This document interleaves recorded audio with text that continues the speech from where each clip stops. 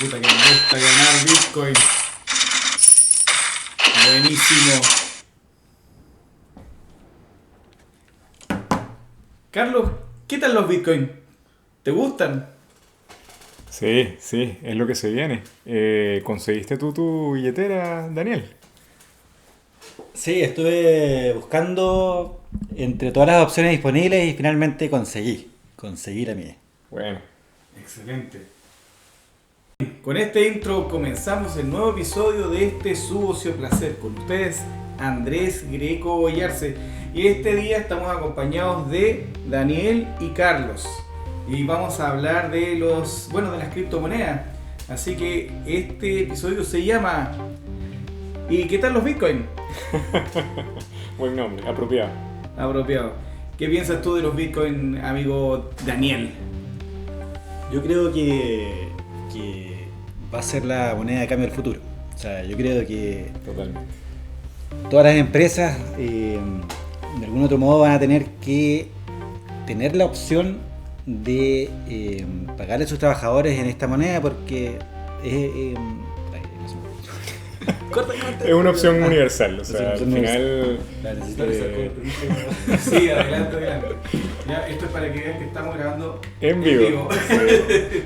Aquí auspiciados por Baileys. Bailey es un representante del Bitcoin. Muy bien, muy bien. Bien. Sí, yo coincido contigo en el hecho de que las personas, las empresas, los gobiernos y cualquier otra entidad pública, gubernamental o privada le dé uso en vez de seguir tratando de especular en un mercado casi como casino, es lo que finalmente le va a dar el valor que realmente, para el que realmente fue diseñado. O sea, al final el que pensó este tema de la criptomoneda y su concepción de compartir data a través de la criptomoneda, la pensó así, la pensó en una moneda libre que abriera las oportunidades de mercado a todo el sistema que no está bancarizado en este momento y que por sobre todo fuera respetuoso con tu información, que no hubiese una entidad central como existe hoy en cada uno de los países y a nivel mundial, donde siempre tienes alguien sobre ti mirando lo que haces con la moneda que se supone que es tuya. Al final es un papel que regulan y inflan o desinflan de acuerdo a ciertas tácticas a nivel mundial. Eso se sabe. Ahora, Andrés, no sé qué otra opinión, qué otra experiencia has escuchado. Bueno, a ver, yo he escuchado bastantes experiencias con respecto al famoso Bitcoin, ¿ya? Pero en específico yo no logro entender cómo es que esto crea valor. La verdad es que es muy fácil entender cómo en algún momento la moneda en la humanidad tomó relevancia como un activo que representa algo y que estandariza el precio o lo que valen las cosas, ¿cierto? En algún momento se valorizó la moneda de qué tan fuerte era por las cantidades de oro que tenía cada nación. Sí. Luego empezamos a hablar de que ciertos activos o el valor a nivel nacional de los recursos naturales tenían cierto valor y por lo tanto al ser transados en una bolsa le daba la importancia de lo que las transacciones indicaban, ¿cierto? O sea, a grandes rasgos. Yo no soy experto en el mercado bursátil, pero ¿cómo funciona esto? O sea, ¿qué es la criptomoneda en sí? Es algo que a mí me deja bastante, digamos, con una gran signo de interrogación. Yo no entiendo mucho cómo esto puede generar o integra algún valor.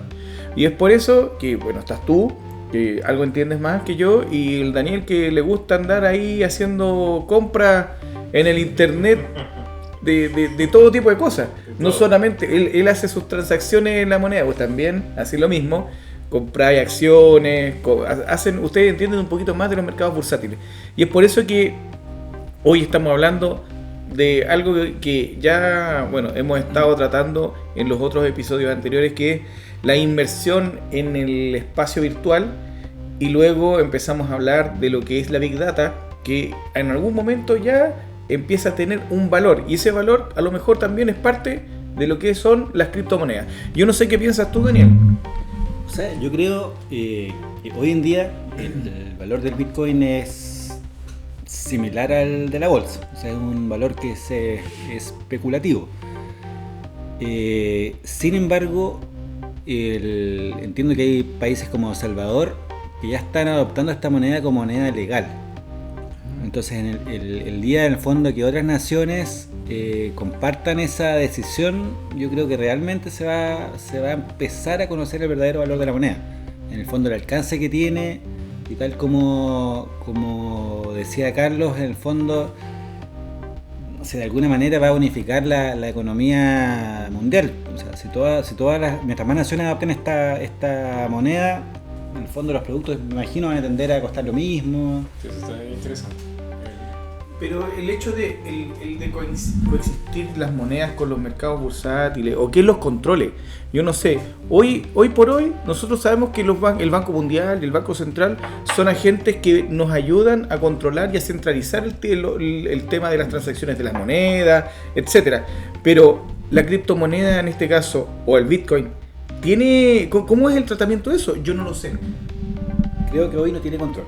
O sea, hoy en el fondo sube por así tan livianamente como por un comentario del Elon Musk, o porque los chinos en el fondo dijeron no al Bitcoin y la moneda bajó, como no sé, como que a alguien se le ocurra, digamos, dar algún uso, o sea, de verdad, ¿no? La verdad es que no desconozco más o menos cómo varía el valor. Mira, leyendo un poco, bueno, la moneda como tal nació en Brisbane en 1970. Aparentemente fue Satoshi Nakamoto, el creador del Bitcoin. Pero claro, sabemos hoy que eso es como una persona ficticia. Sí, desapareció, sí, o sea, no existe. Que desapareció, exactamente. Entonces, claro, apoya la teoría de que es completamente descentralizado. En el fondo el Bitcoin habla del blockchain, que el blockchain es la cadena en bloques de la cual particiona en partes iguales a los usuarios cada transacción que uno hace. Entonces, básicamente uno no puede ser el dueño de una sola moneda sin tener la red completa que es parte de este blockchain. Entonces, eso es lo que te permite ser que tenga esa seguridad, que nadie sepa cuál es lo que está detrás de cada una de esas personas, porque son piezas, son parte de un rompecabezas gigante y cada transacción se hace así, como un pedacito de cada uno de ellos. Entonces eso es lo potente. Vos entregás un pedazo de un todo. Exactamente. Ya. Pero por ejemplo, bueno, yo estaba aquí, uno se pone a mirar, hablan de la minería de datos, que me imagino que ahí es de donde se forman este blockchain, ¿cierto? Que cada pedacito de información que vas recopilando genera un código único, y ese código único tiene ciertas condicionantes que te hacen tener seguridad, integridad y equilibrio de estados de cuenta, que es la contabilidad, ¿correcto? ¿Y esto por medio de qué? Por redes estructuradas, agentes, lo que sea, transferencias segmentadas, como tú lo quieras llamar. Pero ¿de qué se trata en fin el Bitcoin? Porque yo el Bitcoin, como te digo, o sea, no le encuentro, o yo no sé cómo es que uno le encuentra valor. El otro día hablábamos de Big Data. Sí. Y Big Data tenía las 5 Bs, y entre una de ellas estaba la veracidad y el valor. ¿Cierto? ¿Y el valor lo daba quién? Lo daba la persona de quien lo usaba, cómo ocupaba ¿cómo se llama? ¿Cómo ocupabas tú la data como para poder... Como materia prima. Exactamente, como materia prima. ¿Esta cuestión es así? ¿Es igual?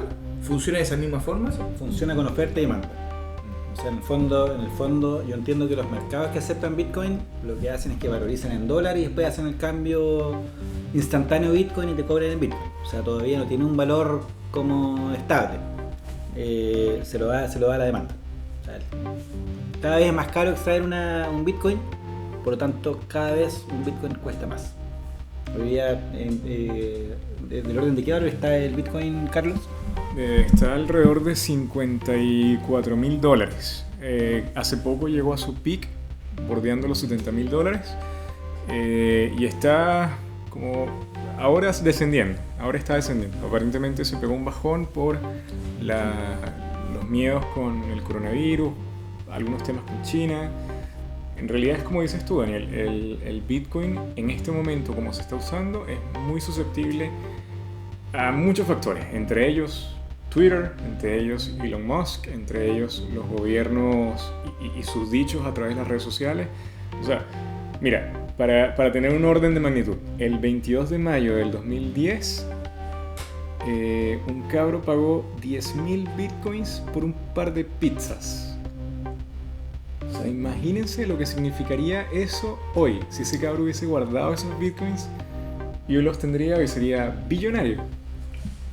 Es ese el orden de magnitud, claro, del que hablas tú, de la inestabilidad de la moneda y el valor que pareciera todavía no estar centralizado o normalizado en alguna constante que nos permita ahorrar en bitcoins o hacer transacciones futuras en bitcoins.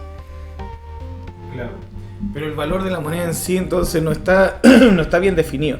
Tiene altos y bajos y la volatilidad que tiene es demasiado alta. El riesgo es grande, ¿no? O sea, el riesgo que tú puedes ver en esta moneda es bastante, por decir así, es bastante alto. O sea, si yo llego y el día de mañana agarro mi sueldo completo y me compro todo en Bitcoin, nadie me asegura que mañana va a valer lo mismo. Podría ser multimillonario o podría ser extremadamente pobre porque no puede ganar, como pasó con algunas otras criptomonedas que han ido apareciendo.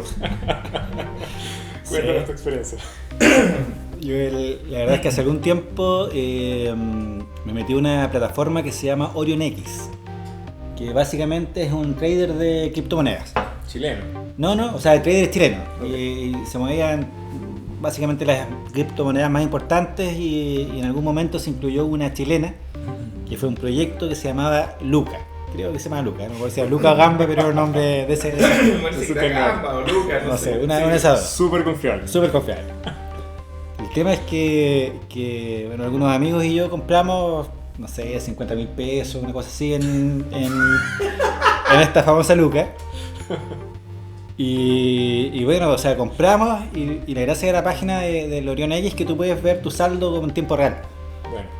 Y estaba la aplicación en el móvil, donde tú la quisieras ver tenías ahí la información a mano. Okay. Y no sé, compramos y a los 5 minutos ya no tenía 50.000, tenía 100.000. A los 10 minutos tenía 300.000. A los 20 minutos tenía 600.000. Yo no me podía creer. Yo estaba así llamando a todo el mundo, compré esta cuestión que es la inversión del futuro. Renunciaste. No, casi renuncio de trabajo. Bueno, en cuanto corto, moví un par de amigos que compraron la famosa criptomoneda. No sé, pasaron otros 20 minutos y se fue a cero. Esa fue mi incursión en el mundillo de la Luca en realidad. El Bitcoin duró un poco más, pero de la Luca fueron 30, 40 minutos así de un éxtasis descomunal. Bueno, y tu experiencia con Bitcoin, cuéntame, ¿qué hiciste? O sea, ¿qué es lo que estabas haciendo o por qué te aventuraste en comprar Bitcoin? Mira, la verdad es que siempre como que me ha gustado un poco o sea, suena fácil, pero no sé, liviano, pero el dinero fácil. Y el tema del trader es comprar y vender. Y esto igual le pone, juega con muy poco dinero, pero le pone como aventura al momento. Y es bien adictivo ver cómo se va moviendo las gráficas, cómo, o sea, compra, vende. Y la gracia, insisto, de estas páginas que son de traders es que todo funciona muy rápido. O sea, tú pones, quiero vender a tal precio y a los 5 segundos vendiste, y si te aceptaron el precio vendiste y después compraste los otros segundos y es adrenalina, digamos, en todo momento. Básicamente es por un juego, ¿eh? No fue por hacer un millonario ni nada, pero lo encontraba entretenido. Qué bien. Oye, Carlos, ¿y tu experiencia? Porque tú sí has utilizado Bitcoin para varias cosas, para varias transacciones. ¿Qué tipo de transacciones son las que hay ocupado y por qué? Mira, bueno, el primer ejemplo, yo vengo de Venezuela, un país con una economía bastante complicada y comprometida. Como bien dice muchos de los comunistas que hacen eco a cosas que no saben, hay un bloqueo. En realidad el bloqueo se lo impuso el mismo comunismo o socialismo, como le quieren llamar a esa cuestión que está aberrante en el país. Pero en el fondo, al tener una economía cerrada, que era lo que ellos proponían, con imposibilidad de cambiar la moneda local en dólares o en cualquier otra moneda, eres únicamente y altamente susceptible al valor y a la volatilidad de esa moneda. Si estás en un país donde la economía no tiene un futuro previsible, no tiene ni siquiera sustento, sino todo se está desmoronando poco a poco, tu moneda va desmoronándose al mismo ritmo. Y eso se ha visto con cada uno de los ceros que ha aumentado la inflación en Venezuela. Entonces, en resumen, para uno protegerse de la inflación, uno lo que hacía era ahorrar en dólares. Y como previo a esta época socialista, chavista, madurista, teníamos muy buenas relaciones con el norte, con México y con otros países, siempre había la cultura de ahorrar y hacer transacciones en dólares como algo normal, algo cotidiano. De hecho, tú tenías tus ahorritos en bolívares y en dólares, pero no por un hecho de que no confiaras en tu moneda, sino porque ibas a hacer en algún momento transacciones en dólares, entonces era conveniente tener ahí una cantidad previsible de dólares. Entonces, ante la imposibilidad e ilegalidad de eso, por estos tipos, la gente recurrió a Bitcoin como una opción de conservar el valor que habías ganado. Tú habías trabajado y habías ganado cierto valor, y ese valor, ¿cómo lo conservas? Como una moneda estable. Y ese fue el beneficio de Bitcoin. Ahí hizo clic Bitcoin en economías deprimidas o en economías muy cerradas. ¿Por qué? Porque Bitcoin te ofrecía la posibilidad de hacerlo desde cualquier parte del mundo. Con un VPN te puedes conectar de donde quieras. Entonces simplemente tenías que abrirte tu cuenta, tener tu billetera y transar en Bitcoins. ¿Y cómo hacías el pago? Lo hacías con la moneda local a la persona que quisiera o al mercado que quisiera comprarte el Bitcoin en la moneda local, y tú ya tenías tu Bitcoin en tu billetera virtual. Entonces con ese Bitcoin podías comprar dólares, euros o comprar bienes. Realmente no era como dice Daniel, la opción como de veamos cómo jugamos o cómo invertimos en las subidas y bajadas del cambio de precio del Bitcoin. Era una fuga para poder conservar el valor que habías ganado. Porque finalmente, por ejemplo, te pagaban a ti hoy, fin de mes, te pagaban $1.000, valor moneda venezolana, bolívares. Llegabas al fin de mes siguiente y esos $1.000 eran 200. Entonces, ante tal pérdida de valor y en un ritmo tan acelerado, tú con tu familia veías cómo se te desmoronaba tu trabajo. Entonces era ilógico. Al final muchas empresas lograron hacer clic con el Bitcoin, tanto así que, por ejemplo, mi suegro es una evidencia de eso. O sea, le pagaban al final en Bitcoin, él lo que hacía lo transfería a una cuenta suya en el extranjero y ahí conservaba sus ahorros, y cuando tenía que cambiar hacía la transferencia a cuentas extranjeras y recibía los bolívares en Venezuela para comprar cosas cotidianas. Entonces al final Bitcoin fue la solución a un problema creado por gobiernos caprichosos buscando cerrar economía. De hecho, si uno ve como el uso del Bitcoin en el periodo más crítico, Chávez-Maduro y Maduro depresivo, así, el Bitcoin subió enormemente en Venezuela. Muchas personas lograron rescatar sus platas, porque eran suyas, un valor ganado, y las pudieron finalmente resguardar, no sé si en Bitcoin, pero quizás en cualquier otra moneda, y puede ser en Bitcoin, del salvajismo que estaba ocurriendo en Venezuela. Entonces, desde esa realidad es un ejemplo súper provechoso y hasta democrático de la posibilidad de tener una moneda descentralizada, universal y ojalá con un valor más constante, sí. Porque al final nosotros lo que hacíamos, el día que te pagaban, al día siguiente lo cambiabas en otra moneda, en dólar o en euro. ¿Pero por qué? Porque el dólar y en euro son aceptados por muchas más personas en el mundo. Entonces yo creo que va a tender a que más gobiernos los acepten, que más personas lo quieran usar, y que finalmente llegue a ese nivel de que ya no sea el dólar más fuerte que esta moneda, ni el euro, ni el yuan, sino el Bitcoin o cualquier otra de estas criptomonedas. Claro. Oye, fuerte igual la declaración de todo esto, ¿eh? Yo quedé para adentro, la verdad es que no. Ahora, lo interesante de todo esto ahora es, si bien es cierto, sirve para no deprimir el mercado, o sea, no el del mercado, es para no deprimir el valor económico de tu economía, tu propia economía. Claro. Pero también te das cuenta que a lo mejor podía evadir muchas otras cosas. O sea, esta cuestión se presta para mucho. Como no es una moneda normada, no es una cuestión que esté centralizada, obviamente sí, tiene su forma de seguridad para ti, ¿cierto? Para el usuario. Pero ¿qué pasa en la economía de un país? ¿Será que tendremos que abrirnos a una economía más mundial que de sectores? ¿Será que en realidad no es pensar ya en un país, sino en un continente? Yo no sé, lo veo de esa forma. No sé qué piensas tú, Daniel. O sea, sin duda da para pensar. ¿Eh? Yo no sé, mira, no sé si lleguemos a una cosa como tan transversal.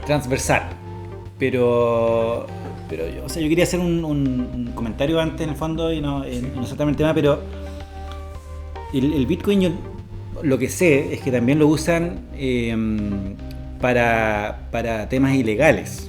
O sea, en el fondo, dado que la moneda es muy segura, está codificada, no es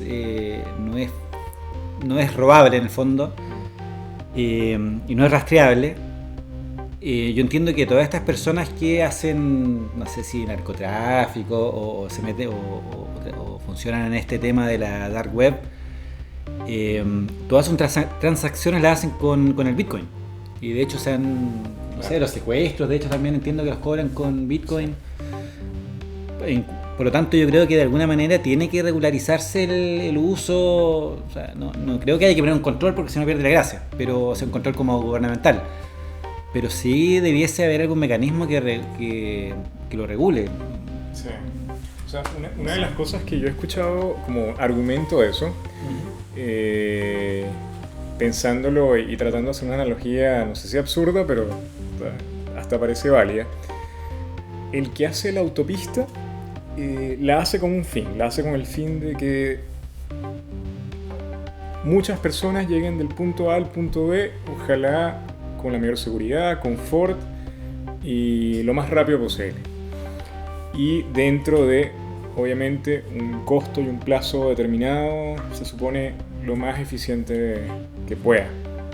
Y ese proyecto se hace una ingeniería, se desarrolla, se construye y se comienza a usar.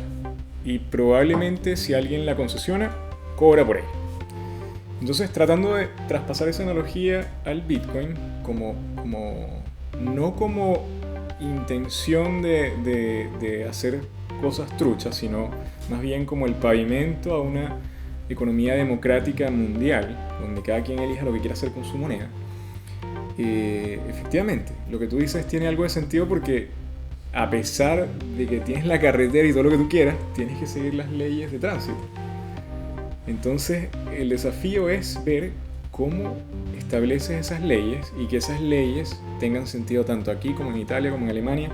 A cada realidad se adapta, pero sin perder el beneficio que tiene, porque al final el beneficio es lo que le da valor a esa moneda. O sea, le da valor a nivel de uso, a nivel de conciencia económica, porque la otra parte es todas las economías usan las herramientas de sus distintos bancos centrales y de sus distintos ministerios para poder tratar de regular y apuntar hacia un norte con la economía de los países y asociados a su realidad geográfica y geopolítica. Pero así en lo más sencillo, si tú ganas 100 pesos, tú le tienes que pagar al Estado 11 pesos o 10 pesos y tanto. ¿Qué va a pasar si tu fuente de ingreso, por ejemplo, Andrés a través de su plataforma genera $10.000 mensuales. Y como Andrés es pillo, las recibe en bitcoins. Entonces Baileys, que es uno de los patrocinantes de Andrés, le paga a Andrés en bitcoins $10.000 mensuales. Y aquí seguimos tomando Baileys. Pero ¿qué pasó? El gobierno donde Andrés habita físicamente, porque no es el metaverso, dejó de recibir esos $1.000. Y esos $1.000 ya no los tiene para disponerlos, entre otras cosas, economía, educación, qué sé yo. Entonces, ahí hay otro punto. ¿Qué pasa con las realidades que hoy conocemos que sustentan todos los estados como sistemas políticos? O sea, estamos hablando del tributo. Exactamente. Todo el tributo. ¿Sabéis lo que yo creo? Yo creo que, en definitiva, como no es trazable, no es controlable, y más encima se genera de una forma que incluso para mí es... Claro, es casi magia, porque imagínate tú, Daniel, o sea, ¿cómo generáis Bitcoin?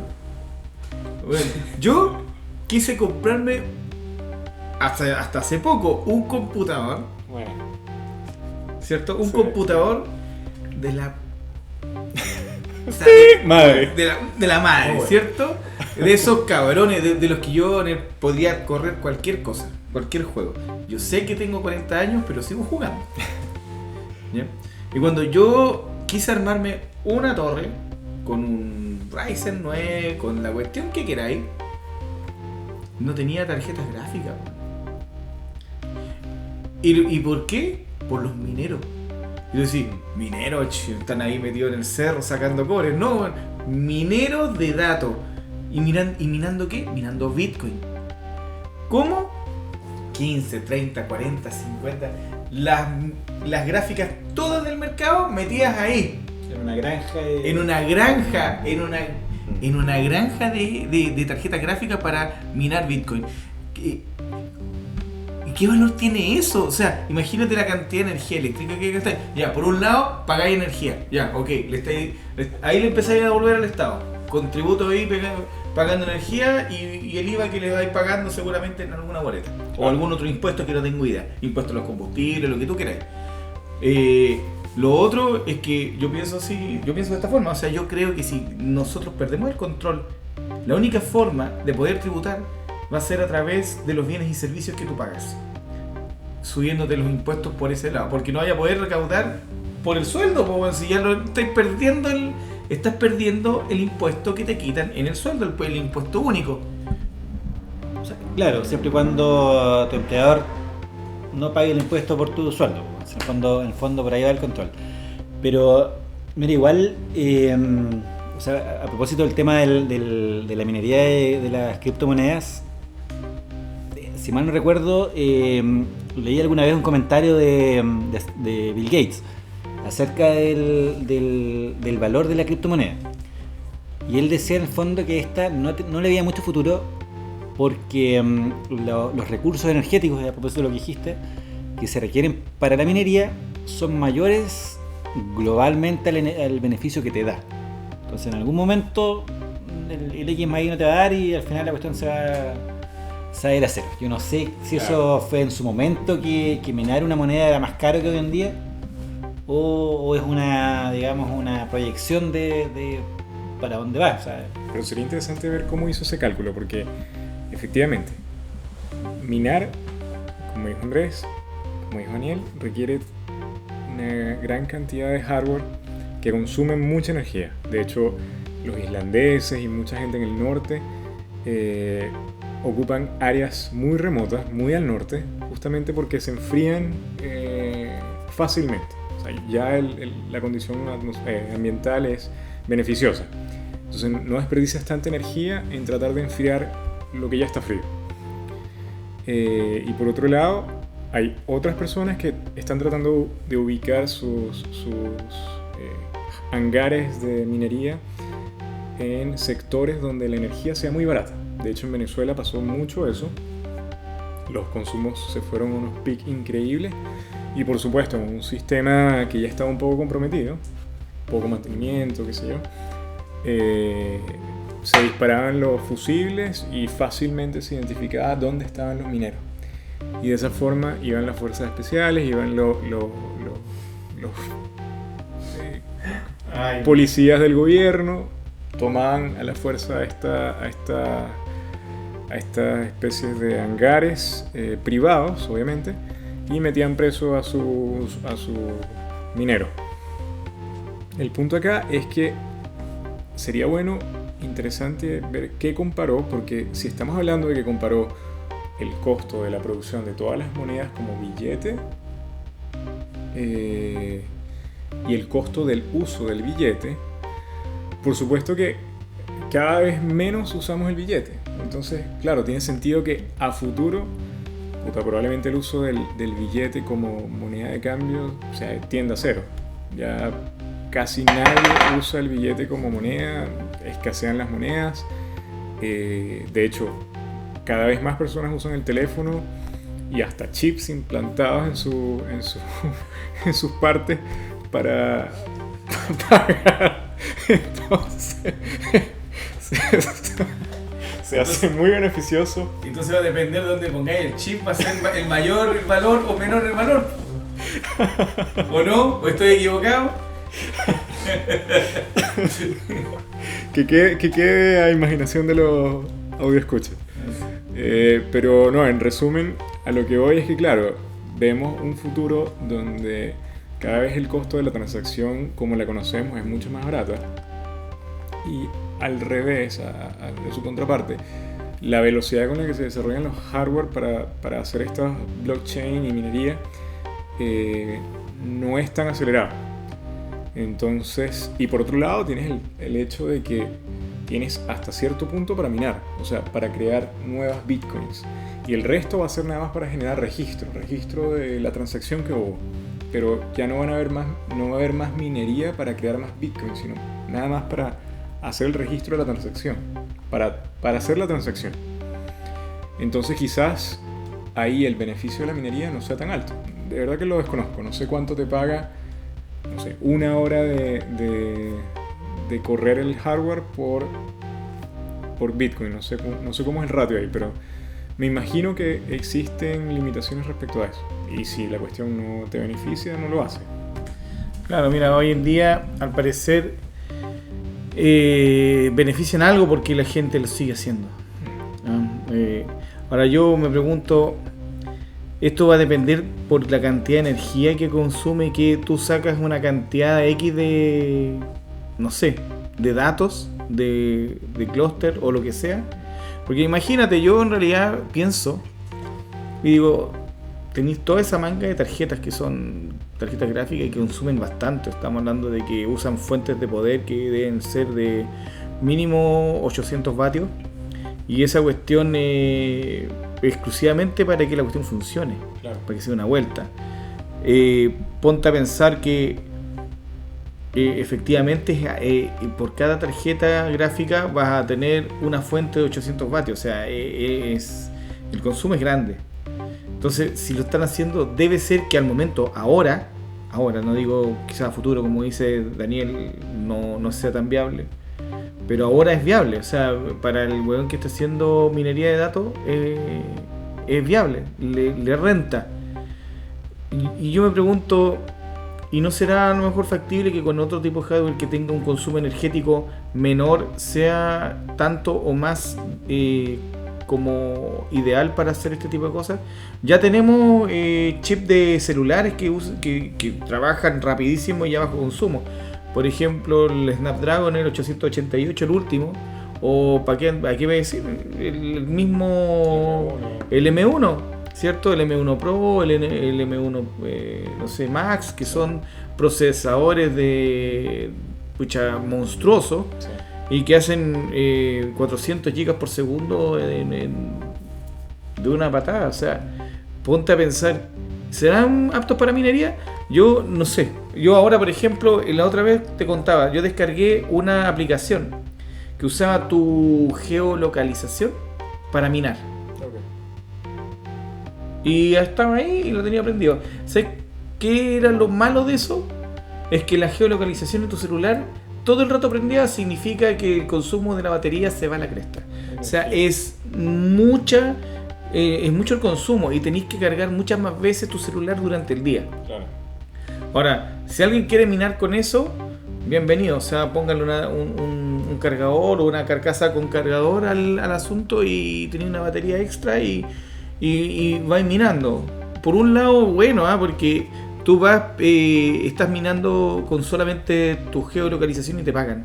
Y después de cierto punto, esa moneda tú podías canjearlo por una criptomoneda mucho más fuerte. Sí. Ethereum, Bitcoin, no sé, Luca, Doge, etc. O sea, damos cuenta de que hay criptomonedas que se generan de esta forma. Hay otras muchas más, no sé cuáles son. Pero Ethereum y Bitcoin eran las que te pagaban después de cierta cantidad de monedas equivalentes de este famoso Icon o GeoIcon, no sé cómo se llama la web. No recuerdo en este momento qué valor, o sea, cómo se llama la aplicación. Ahí la voy a buscar. El otro día quedé de buscarle, no lo dije nunca. Pero tarea pendiente. Entonces, claro, ¿será posible usar otro tipo de cosas o buscar de otros lados para esta minería de datos? Que por un lado debería tender a bajar sus consumos para poder hacerlo un poco más menos agresivo al ambiente, sustentable, y que a su vez también sirva para que las personas algunas se animen, pues si al final de cuentas igual es un pseudo trabajo y todo sería bueno que todos nos viésemos beneficiados quizás con alguna cosa como esa. No sé qué piensan ustedes. O sea, yo imagino, porque la verdad es que conozco cómo funciona el tema de la minería y cómo, si tú sacas mucho, sacas poco. Yo imagino esto de la minería como, en el fondo, como una mina de verdad, de algún mineral de verdad. En el sentido que cuando hay abundancia de lo que tú estás minando, sale fácil. O sea, tú pegas, no sé, un picotazo y sale un tremendo bloque de oro, por ejemplo. Pero a medida que se acaba, ya tú tienes que hacer un esfuerzo mucho mayor para sacar lo que tú quieres. Yo creo que como el Bitcoin es una moneda que su extracción es limitada, con el tiempo se va haciendo más difícil minarla. Y lo otro que hablaba en el fondo de qué es lo que da el valor o no, o sea, si vale la pena o no vale la pena minarla, depende en el fondo del valor que tenga la moneda en el día. O sea, básicamente, como bien dices tú, Andrés, hoy se requiere bastante para minar harto, o sea, bastantes recursos de hardware para poder minar harto y que consumen mucha electricidad, y en el fondo si esa luz sale más cara que el valor actual de la moneda, no te conviene nomás. Simplemente no te conviene y tienes que ir a otro lugar donde salga más barata. Lo que sí he leído también, pero que este es como la viveza de algunos, es que instalan un software en tiendas que venden, no sé, computadores. Y los tipos miran con los computadores de las tiendas. Fue en España esto. Fue en España. De hecho salió en la noticia hace muy poco.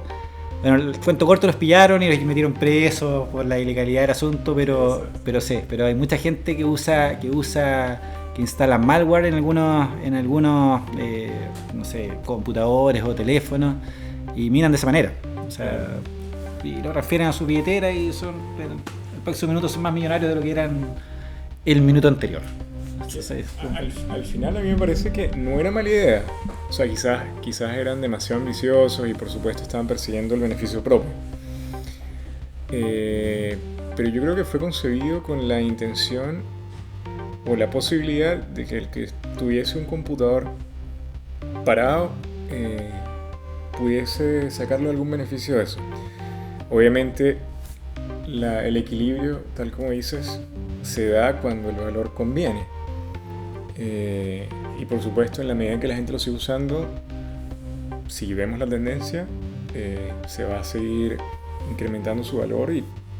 O sea, estamos hablando de que valía menos de $1 hace menos de 10 años y ahora $67,000 en 10 años. O sea, una locura. Pero volviendo al punto, como Imagínate si tú lograras hacer que todos los autos detenidos en este minuto, en este preciso momento, estuviesen generando plata para el dueño. Al menos para el dueño. Fuese un beneficio.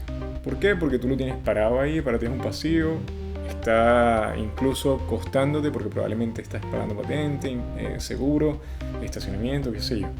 Entonces, pensando en lo mismo, si todo lo que tú tuvieses como hardware lo pudieras usar en beneficio tuyo, sin comprometer la sustentabilidad del mundo como lo conocemos, yo creo que tendría mucho más sentido. Ahora, mi pregunta es, ¿por qué Bitcoin o por qué Luca o por qué Ethereum? ¿O cuál es la combinación que deberíamos usar? ¿Por qué Bitcoin en 5 años más no se va a ir a cero, por ejemplo? Esa es la gran incertidumbre, y por eso es que yo creo que muchas personas todavía no se fían en tenerla como moneda estable de ahorro. Porque si la tuviesen como moneda estable de ahorro, hubiesen muchos más usuarios, y sobre todo usuarios ya en la tercera edad buscando incrementar sus ahorros. Sí, en realidad es un tema bien para pensar, porque en realidad, si tú te pones en ese plano, nosotros ya estamos migrando a estos mundos digitales. Lo hablamos en el episodio del metaverso. También lo hablamos en Big Data, ¿cierto? Claro. Y en realidad el valor de la información o de la cadena de datos o del blockchain o lo que tú quieras poner ahí, en realidad tiene o tiende a tratar de meternos en este tipo de disyuntiva que viene más adelante. O sea, cuando nosotros nos metamos 100% en este temas digitales, donde nosotros vamos a andar visitando quizás otros lugares en manera virtual o incluso holográficamente, como ya se está viendo en algunas otras cosas. Ustedes saben que hace algún tiempo atrás hubo un proyecto de ¿cómo se llama? De presentarse de manera virtual, holográfica, ante un zar ahí de... No un zar, ¿cómo se llama esta cuestión? Un jeque árabe, ante el rey de ahí de los Emiratos, y el tipo le mostraba ahí que podía ahí casi estar conversando ahí con él de manera virtual. Entonces esta es una cuestión que debe tener 5 o 7 años, esto lo logró IBM, en lo que yo entiendo, puede ser otro, pero tengo entendido que era IBM. ¿Y qué sucedió? Que ya estamos mirando para esos lados, y uno de los indicios es metaverso, uno de los indicios es Big Data.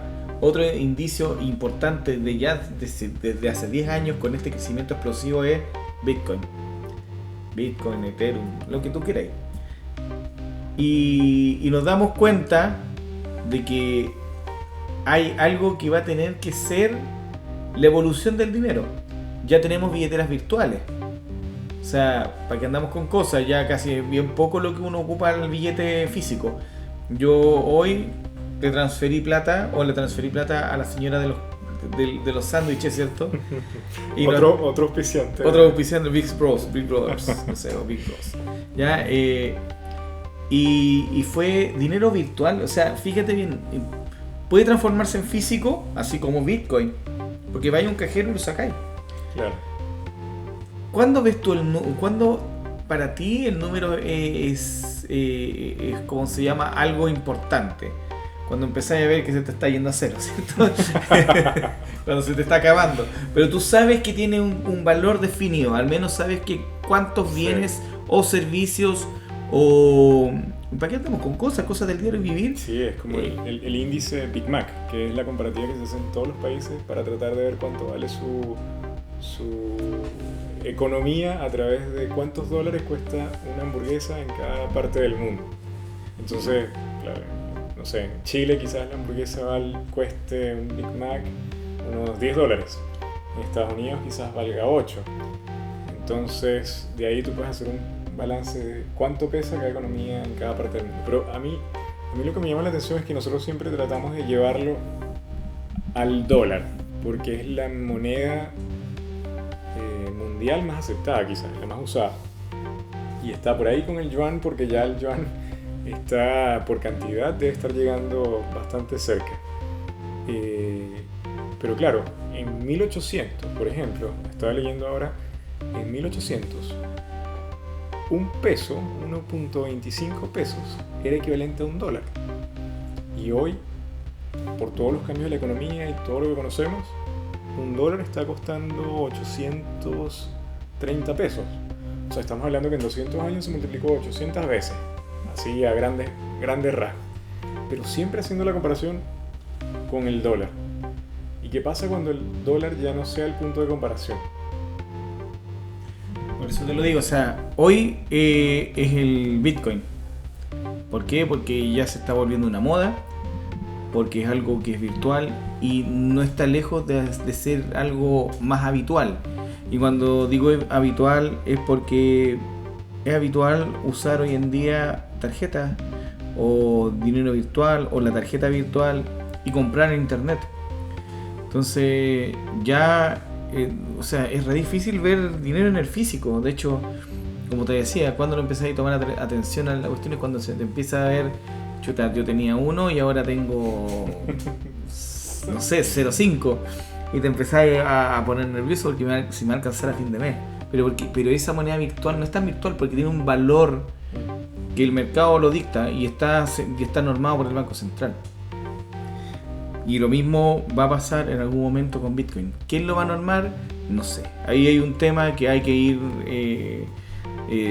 tomando algo de conciencia porque claro, efectivamente el Bitcoin es una moneda que se va a ocupar, pero con un valor finito, como dice Daniel. O sea, el Bitcoin va a llegar hasta cierto punto donde ya no se pueda sacar más porque tiene un valor finito. Seguramente el código hexadecimal que tiene no es tan largo, y cuando ya completes el blockchain pero de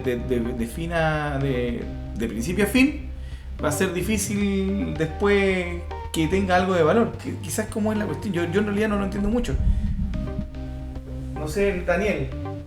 O sea, un tema particular de esta moneda es que algo no te cuesta un Bitcoin. Te cuesta, no sé, 0,00000, muchos ceros, 1, y ese es el valor. O sea, que eso quiere decir que la moneda puede ser infinitamente fragmentada. Por lo tanto, me imagino que de esa manera su valor puede ser infinito. O sea, no sé si es que... O sea, si va para allá. No sé, o sea, como comentábamos, el Bitcoin, el valor de la moneda, yo creo que se va a estabilizar a medida que se vaya aceptando por una mayor cantidad de usuarios. O sea, mientras más países la adopten, la moneda va a ser más estable, va a tener menos brechas de entrada, me imagino que va a ser más legal también, o sea, más confiable, y todos van a tender a usarla. ¿Sí? Al final el tema de que no tenga trabas dependiendo de la nación de turno la hace sumamente atractivo.